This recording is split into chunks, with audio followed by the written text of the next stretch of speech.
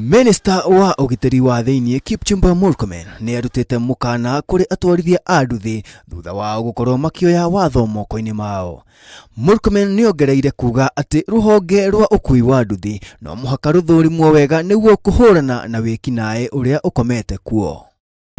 We want the border sector to be regulated independent of political interference, and we want the NTSA to work together with the relevant authorities in county and national government to license the border circles and to regulate and punish those who are involved in criminal activities. Akiaraniria na anene a rũhonge rwa ũgitĩri mwena ũcio, Murkomen no arĩrĩirie ciĩgiĩ njũragano cia akũrũ mwena ũcio, akiuga nyingĩ ciumanaga na ngucanio cia mĩgũnda. The small issue of border conflict and stock theft, I think it's contained.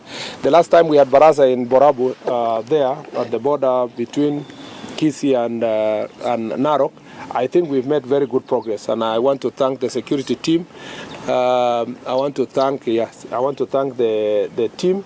I want to thank county and regional security team for continuing with barazas to make sure that this is dealt with. Kuria noguo, Murkomen nĩ ongereire atĩ macira ma ũnyitani kĩa hinya nĩ mongererekete na njĩra nene.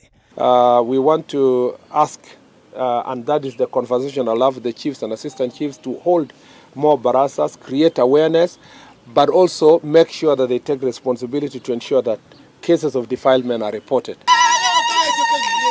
Handũ-inĩ ha Inooro TV, njĩtagwo Dan Shege.